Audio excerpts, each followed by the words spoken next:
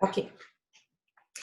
Então, já sabemos as condições de dispensa de análise ética. Agora, a Plataforma Brasil. Aliás, é bom fazer um comentário sobre Plataforma Brasil versus Comitê de Ética em Pesquisa. Às vezes as pessoas entendem como coisas distintas. Na verdade, a Plataforma Brasil é um meio informatizado de ser o escritório do sistema CEP-CONEP. Todos nós, entre os CEPs, pesquisadores, nos comunicamos e registramos e mantemos todo o monitoramento das pesquisas dentro desse grande escritório chamado Plataforma Brasil. Então, eu consigo ver a situação de cada pesquisador individualmente. Então, eu consigo saber, com permissões administrativas de coordenador, tá? Eu consigo saber quais são as pesquisas que um pesquisador está envolvido, até para poder ajudá-lo em alguma dúvida que ele tenha. Então, os coordenadores têm muito acesso à informação. E ele é um grande escritório para o nosso trabalho. Então, falar em vou submeter ao CEP, eu vou submeter à Plataforma Brasil, é quase usar um sinônimo. Então, Plataforma Brasil contempla o Comitê de Ética em Pesquisa do HMEC. Tá? Você pode acessar pelo próprio site que nós criamos. E lá, a vantagem de fazer esse acesso, que eu vou tentar aqui, já vou clicar aqui nesse link, como o outro não funcionou, eu já vou por aqui. A vantagem de entrar na nossa aba do nosso site é que ele tem instruções iniciais para quem nunca submeteu um projeto a um comitê de ética via Plataforma Brasil, ele vai saber com vídeos de instrução feitos pela própria CONEP, ela tem um canal no YouTube, ela tem vários vídeos pequenos, curtos, muito didáticos, para ensinar de forma inicial os pesquisadores na submissão. Aqui nós temos algumas informações, como indicar o comitê, então isso às vezes é uma dúvida, às vezes a pessoa coloca um CNPJ errado, não se vincula, é muito importante que o pesquisador esteja lá na Plataforma Brasil, não somente cadastrado, mas vinculado ao HMEC. E ele pode estar vinculado a N instituições.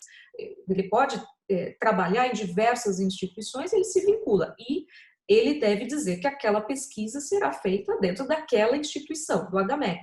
Assim, a gente consegue gerar a folha de rosto dessa submissão de forma correta, tá? Para ser assinada pela diretoria. Depois que ele já viu algumas instruções, aí sim ele pode acessar a Plataforma Brasil, que vai levar ao próprio site da plataforma, e aqui ele faz o cadastro certinho e segue na submissão. É bastante intuitivo, o passo a passo a própria plataforma já orienta, e existem manuais também. Não precisa sofrer, porque existem manuais e eles são muito explicativos e muito ilustrados também.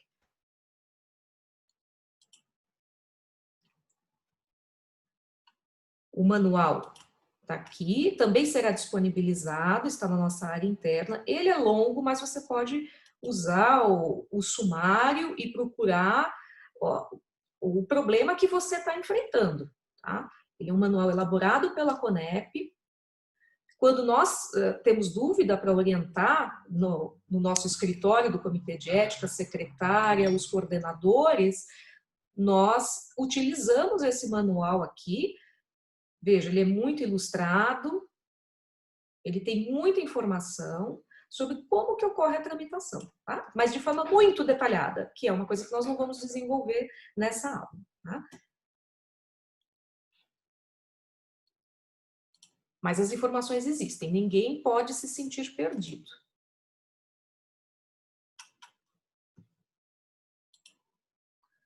Como que um projeto tramita? Ele tem 4 etapas. A primeira etapa é o projeto chegar ao CEP via Plataforma Brasil, o nosso escritório. Tá? Ele entra primeiramente por uma recepção e validação documental. Esse é o trabalho da secretária, especificamente da Ivana, que está aqui conosco. ela vai checar se esses documentos estão todos corretos. Ela vai abrir todos os arquivos, ela vai ter acesso a toda a submissão e ela vai ver se os documentos estão corretos ou não. Se eles não estiverem, ela vai dar pendência documental. Ela vai aceitar os documentos corretos e rejeitar os documentos que precisam ser submetidos novamente. Tá? Então, a pessoa não vai ter trabalho de submeter tudo de novo quando dá pendência documental. Ninguém precisa ficar triste porque o projeto, nesse ponto, ele não foi rejeitado. A secretária não tem poderes de rejeição completa, né? Ela vai rejeitar documentos que não estão bons. Tá? Na segunda etapa, aprovados os documentos, então folha de rosto correto, PCLE, projeto, tudo certo, tudo em dia, o projeto é enviado para ser feita uma relatoria. Essa relatoria, então é indicado um relator e uma data de reunião. Todo mundo tem que encaminhar projetos até 10 dias antes da reunião do Comitê de Ética, que ocorre todas as segundas-feiras de cada mês. No nosso site existe uma aba de calendário de reuniões e lá tem a data limite para envio de projetos. Então o pesquisador tem que ficar atento também à data que ele deve enviar o projeto pela plataforma Brasil. O projeto é enviado, então, para o colegiado na reunião do CEP. O relator vai ter os 10 dias, um pouco menos às vezes, dependendo, às vezes ele tem mais, né? Depende da época em que o projeto entra. Ele faz a sua relatoria e submete essa relatoria a uma reunião de colegiado. E ele vai falar todos os pontos positivos, os pontos de melhoria e os óbices éticos, discutindo com o colegiado. O relator pode dizer que o projeto está aprovado e o colegiado acreditar que existem pontos que não foram vistos. Da mesma forma, pode acontecer o contrário. O relator diz que o projeto tem uma série de óbices éticos, mas na verdade ele pode ser executado sim e a deliberação maior é a da reunião do colegiado. É o colegiado que decide sobre aquele trabalho. Nunca é uma decisão isolada do relator.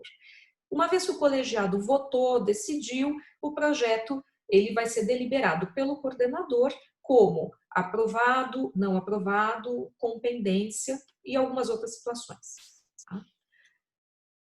Se houver pendência, o sujeito vai ter um prazo, ele vai ter que ressubmeter o projeto, ele irá na mão do mesmo relator, passará pela próxima reunião. Nós podemos deliberar como aprovado, quando o protocolo se encontra totalmente adequado para execução imediata.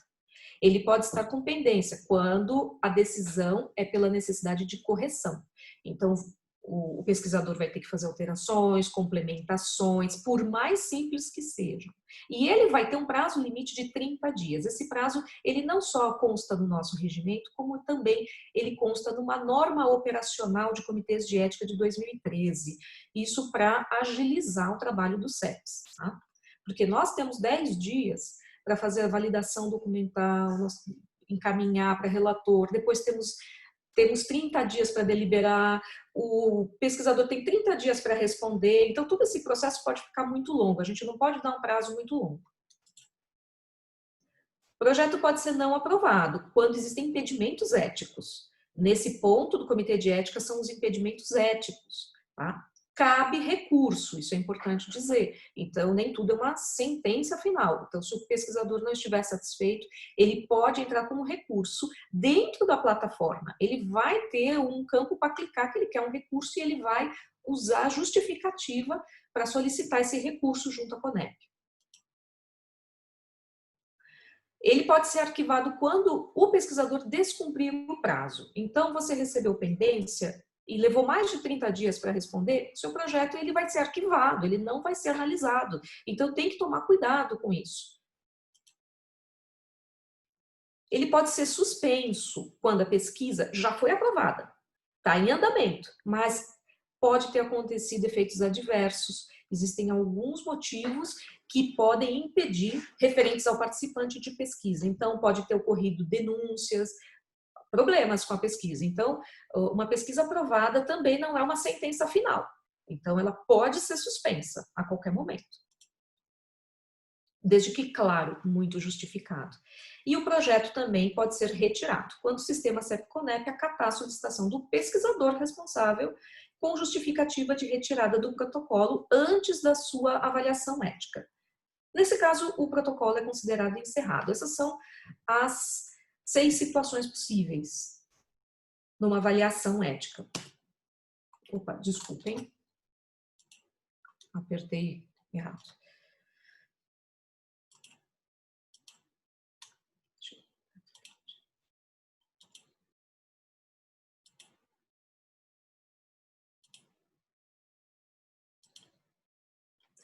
Aqui eu quero falar de algumas situações, algumas dúvidas frequentes. Nesse ponto, eu até gostaria da participação de todos. Eu pensei em algumas situações, nós podemos discutir essas situações e também eu gostaria que trouxessem mais situações e dúvidas frequentes. Dúvidas que vocês tiverem hoje provavelmente são dúvidas de muitas pessoas, tá? Então eu queria que fosse um momento um pouco mais interativo, se possível, tá? Então, primeira dúvida que eu pensei, posso propor recortes de projetos já aprovados pelo CEP com a finalidade de orientar um TCR, um trabalho de conclusão de residência? Então a resposta é sim, você pode. Um recorte, ele pode se enquadrar numa notificação na plataforma, numa emenda ou num novo projeto. Então vamos pensar numa situação. O residente vai contribuir aqui nesse projeto e ele vai publicar apenas dados iniciais ou piloto do projeto. Então, uma notificação, incluindo mais um membro na equipe de pesquisa, é o mínimo que a gente deve receber. Em situações assim, que o trabalho continua idêntico, objetivos não mudam, o método não muda, ele vai fazer um recorte reduzido de sujeitos. O trabalho final tem um N de 200, mas o residente ele vai desenvolver exatamente aquele trabalho, exatamente dentro daqueles métodos, mas com 20 sujeitos, por exemplo. Então, uma notificação de inserção de um novo membro na equipe está de bom tamanho. Para a maior parte dos casos, vai existir um recorte no projeto em que um objetivo do projeto maior não vai ser disponibilizado para esse residente, mas um outro pequeno conjunto de objetivos vai. Algum método pode ser um pouquinho diferente, pode ser adaptado, vai ter alguma alteração no texto e no trabalho. O trabalho vai ter a cara do residente, porque ele vai desenvolver um aspecto específico, um recorte de um aspecto teórico específico. Então, aí cabe emenda. Tá? Mas a emenda ela não pode ser muito profunda, não pode ter mudanças muito profundas. Para os demais casos em que a mudança é profunda, é só fazer um novo projeto, um novo protocolo de pesquisa. Isso não é difícil e é um bom exercício para os residentes. Tá? Então, não é porque o projeto já foi aprovado, vamos economizar aqui. Não precisa tentar economizar, podemos submeter várias vezes um projeto. Lembrando que emenda é toda proposta de modificação ao projeto original, encaminhada ao sistema CEP-CONEP pela plataforma com descrição e justificativa de alterações.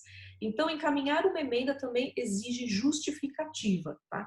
E se estiver escrito na emenda, é que eu vou mudar o método, eu vou aplicar um outro questionário que não está nesse projeto inicial que foi aprovado.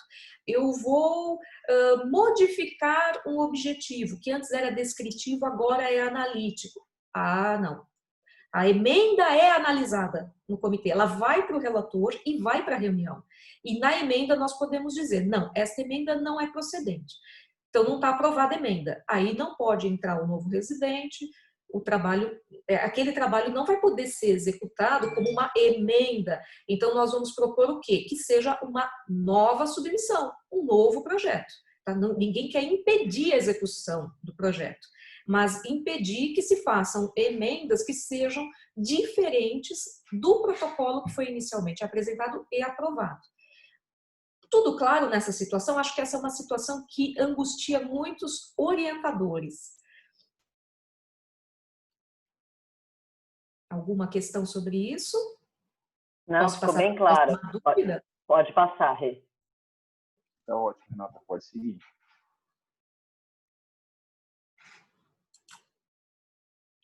Trabalhos que usam dados secundários, geralmente vindos de prontuários, dispensam CEP automaticamente, ou TCLE, né, gente, que está aí na minha tela, que eu estou vendo vocês, é TCLE, né? Ah, desculpe, porque tem uma faixa aqui impedindo a minha leitura. Em princípio, não. Então, não é porque são dados de prontuários que lá na etapa da pergunta na plataforma durante a submissão, solicita a dispensa de TCLE, é muito comum as pessoas dizerem sim. Aí, na justificativa, elas dizem, trabalho com prontuários, ponto final. Não, em princípio não. Por quê? Porque o prontuário ele pertence ao paciente da instituição. Ele está sob a guarda da instituição, mas ele não é da instituição. Ele não pertence à instituição. Todo prontuário, para ser manuseado, tem que ter a autorização do paciente. Tá? Isso tem lei para isso. Tá? Só que a gente sabe que trabalhos que tem muitos participantes e ao longo de um tempo muito longo, como os últimos 3, 4, 5 anos, aqueles contatos daqueles pacientes, esses contatos eles são difíceis ou mesmo impossíveis. Então, nós conhecemos a realidade.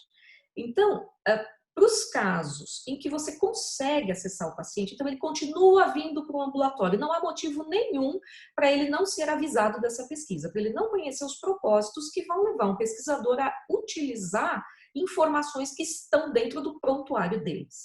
Tá? Esta é a orientação da CONEP, essa é a orientação que todos nós recebemos.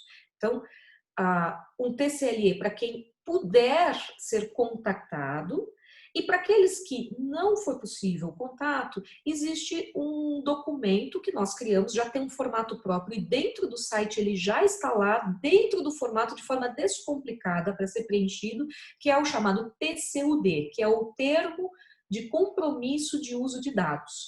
Neste termo, o pesquisador se compromete a utilizar os dados de prontuário, a manusear os prontuários com todo cuidado, respeito e manter o sigilo, a confidencialidade. É uma assinatura que ele e os demais autores do estudo fazem porque eles vão ter contato com dados que são de pacientes. Então, os riscos são, porque não existe risco zero. O risco é de você perder uma folha do prontuário, isso é real. Você pode, ao manusear, perder folhas, perder a confidencialidade falando de um caso por descuido no corredor. Então, você abre o caso de um paciente, então ele tem o seu sigilo não preservado. Tá? Então, esse documento é um compromisso que frequentemente vai estar junto com o TCLE, é um compromisso de que o pesquisador vai manusear esses dados, os dados dos pacientes que ele não conseguiu o contato, de forma respeitosa e de forma a minimizar os riscos de perda de confidencialidade e mesmo de perda física do próprio prontuário. Tudo certo para essa dúvida? Quando a HMEC é coparticipante, o que é necessário? Então, a HMEC não é o hospital proponente do estudo, não é o centro coordenador. Uma parte da coleta de dados vai ocorrer dentro da HMEC. Então, o que é necessário nesses casos?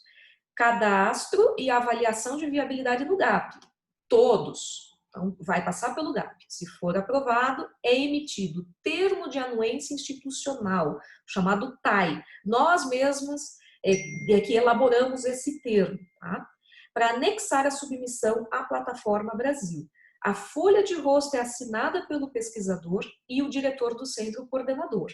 Tá? Então, a folha de rosto, que é uma coisa emitida dentro da plataforma, ela vem com os dados do pesquisador, claro, sempre, e do centro coordenador.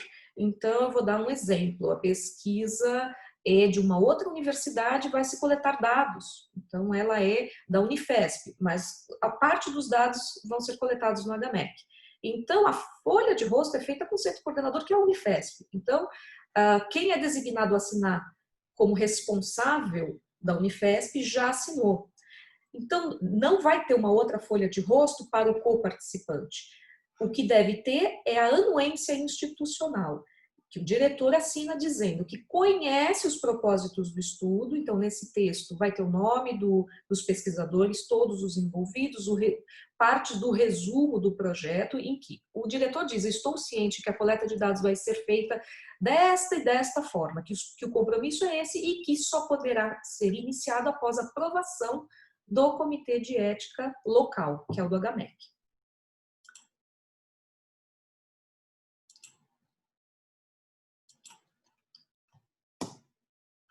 Estou tentando ir para frente. Eu sei que eu tenho mais um slide aqui. Não, eu acho que esse foi o meu último slide.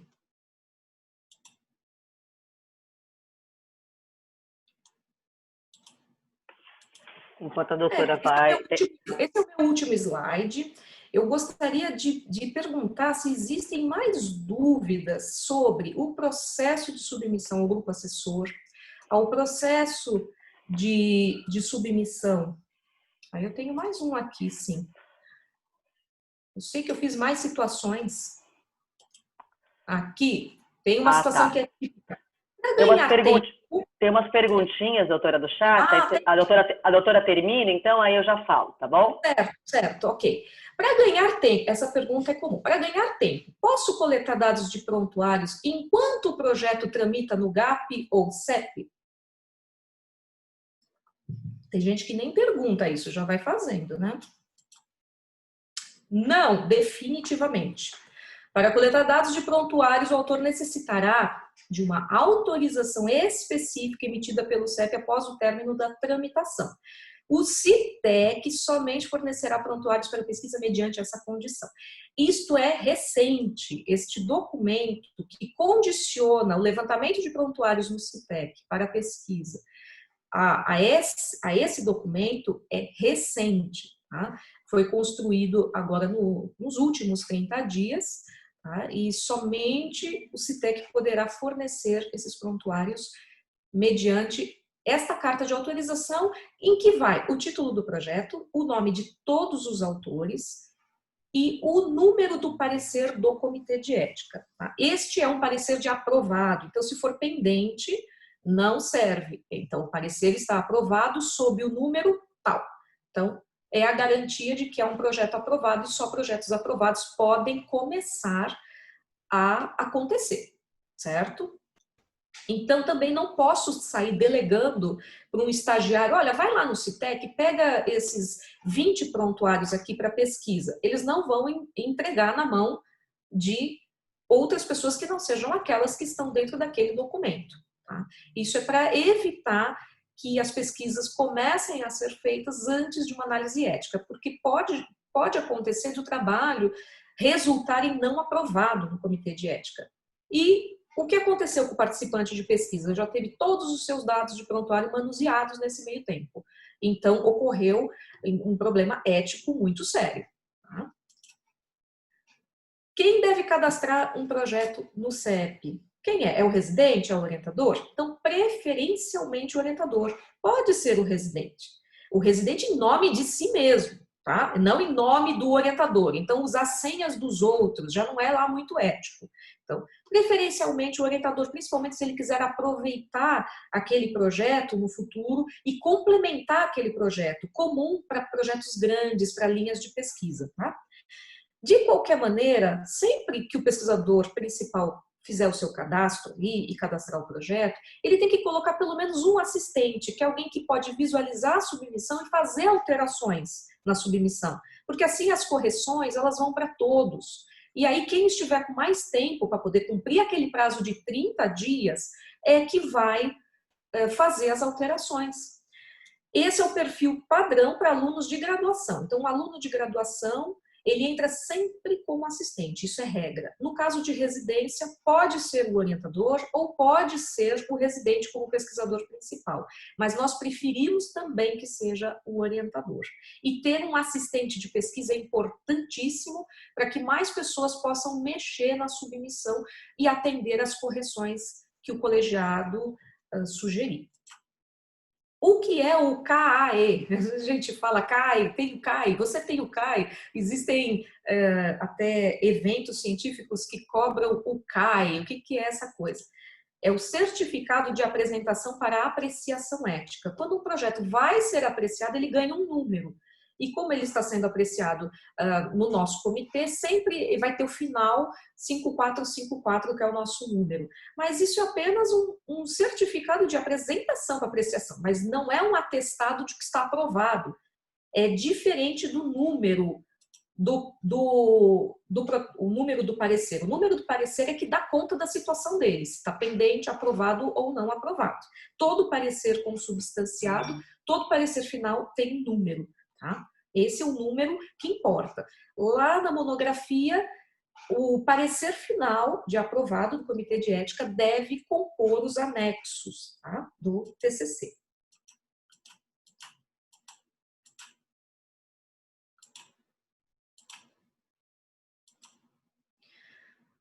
Existem pesquisas envolvendo seres humanos sem riscos? Aqui nós vamos falar de risco zero. Tudo que vai para o Comitê de Ética tem risco. Senão não iria, senão seria dispensado. Então, uma revisão de literatura, sim, é risco zero. Tá? Mas também não vai para o Comitê de Ética. A gente só analisa o risco mínimo ao menos. O menor risco é o mínimo. Tá? Somente isentos de risco estão aqueles trabalhos que já são dispensados de CEP.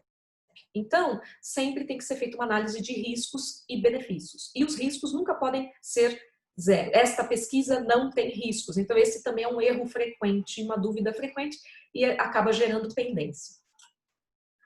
Os prazos. Quais são os prazos? Os prazos do CEP. 10 dias para avaliação, validação documental, que é feito pela secretária. 30 dias para avaliação, que é feito pelo relator e o colegiado. Então, nós temos 30 dias. E 30 dias para responder um parecer pendente. Tá? Então, temos que fazer de tudo para o parecer não ficar pendente, porque as correções vão ser feitas só na próxima reunião. Bom, eu acho que agora eu já não tenho mais nada. Não tenho mais. O que fazer quando o trabalho for concluído? Aqui é uma parte importante de monitoramento, tá? Temos que fazer a notificação de finalização de estudo na plataforma Brasil. É simples, é só entrar na submissão daquele trabalho, clicar em notificação e explicar o que é a notificação. E vai dizer o trabalho está finalizado. E de preferência, já dar o upload de todas as publicações e o TCC completo na plataforma Brasil. Coloca lá e fica arquivado lá na plataforma Brasil. É um jeito de manter o arquivo tanto para o pesquisador como para o CEP também, para a instituição, para ela contabilizar no final do ano quantos trabalhos foram publicados, quantos foram analisados, quantos foram concluídos. Esse não é um hábito que as pessoas têm, mas que nós vamos começar a exigir e pedir com frequência, vamos mandar alguns formulários de acompanhamento de tempos em tempos, para a gente pelo menos haver essa oportunidade de fechar a pesquisa, tá? É isso que eu ia perguntar. Oh, desculpa interromper, Renata, mas Claro. não era padrão isso, né? De na conclusão do trabalho, colocar a finalização na plataforma? Sempre foi um padrão isso? Pois é uma exigência da CONEP, é uma prática, é uma boa prática em termos de ética em pesquisa, e há a possibilidade de fazer isso, a plataforma permite isso e nós não fazemos. E aí a gente não tem nem na própria plataforma uma separação ali de trabalhos já concluídos, arquivados. Temos tramitações finalizadas, mas nós não sabemos quais daqueles trabalhos que tramitaram e que já finalizaram a tramitação como aprovado ou não aprovado, ou pendente, nós não sabemos que trabalhos já foram publicados, de que maneira essas informações foram tornadas públicas e mesmo os benefícios para os participantes de pesquisa, como que eles aconteceram, né? Se foi feita uma aula para os participantes, o que foi feito do estudo. Ele é concluído, ele geralmente é entregue às comissões de residência e o Comitê de Ética não vê nada. Então, a proposta é que agora, com essa forte parceria entre as comissões de residência, que a gente consiga criar esse fluxo, melhorar esse fluxo de informações, como uma via de mão dupla, tanto do CEP, do GAP, como das comissões. Então, a Comissão de Residência Médica pode nos informar de tempos em tempos as situações das pesquisas. Então, os residentes fulano e beltrano acabaram de entregar o seu trabalho encadernado. É importante que a gente veja, que a gente saiba e possa solicitar essas pessoas que finalizam lá na plataforma. Da mesma forma, nós podemos verificar se esse trabalho, nos moldes em que ele foi entregue, se ele teve aprovação do Comitê de Ética ou não, ou se ele mudou completamente, aqueles autores submeteram um projeto diferente e entregaram outro. Isso pode acontecer, até pela pressa. Eles mudaram de ideia nos últimos 2 meses antes do término da residência e desenvolveram um outro projeto. Nós precisamos saber o que aconteceu. Né? Então, acredito que melhorar a comunicação vai trazer mais melhorias nesse monitoramento. Uma das coisas que a gente tem tentado nessa parceria, né, fazer esses momentos para tirar as dúvidas.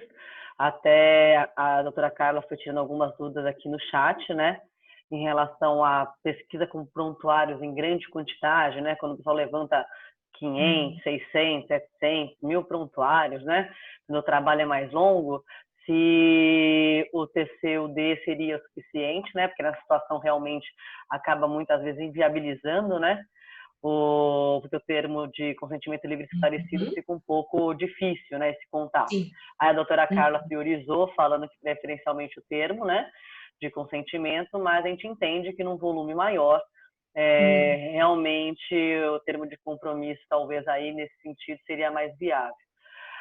Teve uma outra pergunta também, que até a doutora Carla também já reforçou, mas eu vou só passar para todos aqui, que não é todo mundo que olha o chat, doutora Carla. Se no cadastro, né, quando você faz o cadastro no GAP, ou não sei se coloca apenas um escritor, como se fosse o escritor principal, porque são mais de um, né, cada membro de TCC. Eu considero que a gente sempre coloca todos os autores ali, né, quando você vai fazer a inscrição do trabalho, né, a doutora Carla respondeu isso. E na própria plataforma, quando você vai colocar no CEP novamente, você também tem um espaço para colocar os pesquisadores. Se for o orientador, ele coloca todos os residentes participantes como, né, assistentes da pesquisa, enfim, para participar daquele momento do trabalho de conclusão de curso. E em relação à parceria com as comissões, né, a gente está com o Coreme, junto com todos os supervisores da residência, da NEL, da Vídeo, da GO e da neonatologia, a gente tem tentado trazer isso na pauta sempre, tá bom? Mensalmente. E mesmo com o momento da pandemia, foi o que o Dr. Enoque reforçou, a gente tem tentado resgatar tanto a importância quanto a necessidade de uma programação mínima, né? Que às vezes é muito difícil nessa época de pandemia. E hoje à tarde a gente vai ter a reunião da Coreme. Eu já vou trazer algumas informações em relação a calendários, né? Como todos os residentes puderam ver na aula, a gente não consegue se programar minimamente se não tiver antecedência, né? Você tem um projeto, por mais rápido e dinâmico, né, cara? Eu já vou passar para a Carla. Por mais rápido e dinâmico que estejam as comissões, não tem como submeter algo em dezembro para ser apresentado em fevereiro, né? A gente já percebeu que isso realmente não funciona. Então, vou deixar a Carlinha falar, também a gente não está com tanto mais tempo assim. Quem tiver alguma dúvida, por favor, vai avisando, apontando aí para a gente poder direcionar. Oi, Raquel. Oi, pessoal, tudo bom? Eu só estou complementando a resposta que a Ivana, né, que é a secretária do CEP, estava aqui a gente estava relembrando, que quando você coloca o seu nome do pesquisador e os outros, tem um local certo de você incluir, porque senão, mesmo você colocando o nome dos outros pesquisadores, só você fica tendo acesso. Você tem que prestar atenção nesse local, exatamente, o seu nome e todos, porque aí todas as pessoas têm acesso a todas as respostas que a plataforma vai enviar, ok? Em assistente de pesquisa, que tem acesso a tudo e que pode mandar também correções e ajudar o pesquisador principal. Também tem um campo para designar essa pessoa como alguém que pode enviar correções e se comunicar com questionamentos, né? Porque senão fica só como... Porque senão fica só um recebendo e o outro. O ideal é que todos participem de todas as respostas, pendências, saibam todo o processo que está rolando durante o projeto. Porque às vezes, no caso, fica uma pessoa só sabendo e o negócio não vai. Então, assim, todo mundo tem que saber quais são os passos que estão sendo tomados. O ano passado... O ano passado eu fiz a experiência, né, de fazer o recorte no meu trabalho, né, que eu estou fazendo meu mestrado, com a residente, a gente colocou como assistente, e a gente viu na prática que funciona, ela recebe as notificações, os processos de tramitação, a aprovação da notificação, então foi bem legal. Então você percebe que funciona, né, você colocando nos campos corretos, todo mundo tem a informação, não há dúvida se foi aprovado ou não, enfim, e o jogo segue, você consegue fazer a coleta de dados com tranquilidade, sabendo que está tudo nos parâmetros corretos.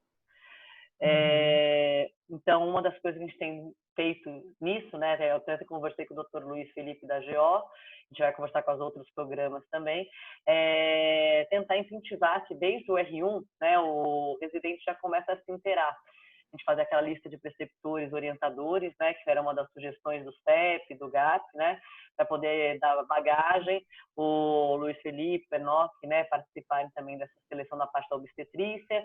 A gente traz com essa parceria aí da parte da gineco também.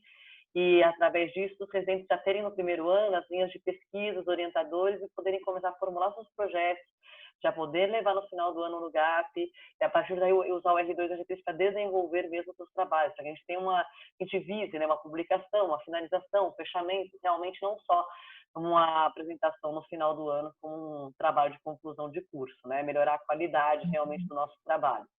A gente sabe que por R3 esse ano vai ser muito mais difícil, né? Tanto que a gente deixou opções diversas em relação aos trabalhos de conclusão, mas temos que pensar também para frente aí para os outros meninos que estão cursando, né, nos outros anos.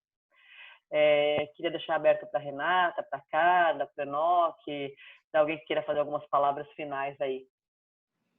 Eu gostaria de estimular todos a pensarem em novas contribuições que nós podemos fazer em termos de educação para alinhar bem os conhecimentos sobre a submissão de projetos, seja no GAP, seja no CEP, temas específicos sob demanda dos participantes também podem acontecer. Nós temos a função educativa, nós fazemos isso muitas vezes de forma individual, em pequenas reuniões, mas nós queremos mais oportunidades para comunicar isso, né, para as pessoas, para o maior número de pessoas. Então, a gente está aberto a novos convites, se houver uma demanda específica, olha, eu gostaria só de aprender eu gostaria de fazer uma simulação de submissão à plataforma Brasil. Então, nós podemos ministrar esse conteúdo, conteúdos específicos de metodologia científica também, levantamento bibliográfico. Estamos aí à disposição para complementar esse conteúdo. Hoje a aula foi mais informativa, foi de ambientação e de entendimento, compreensão do fluxo de pesquisa na instituição e toda essa parceria entre comissões, como é que isso acontece, né? Então, temas específicos, nós também estamos disponíveis para desenvolver sob demanda, né? E ficaremos abertos a perguntas de forma contínua, né? A nossa sala fica ali no corredor da Coreme, estamos muito acessíveis.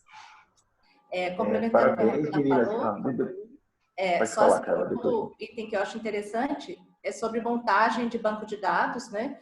Porque eu acho que é um item que as pessoas têm muita dificuldade, eu acho que a gente podia assessorar se for preciso, né? E antes de encerrar, eu queria agradecer a doutora Simone, né, que é diretora de ensino, que abriu para a gente fazer essa aula, essa explanação. Eu acho que a partir daqui, dando oportunidade de mais pessoas conhecerem o nosso serviço, conhecerem o GAP, né, que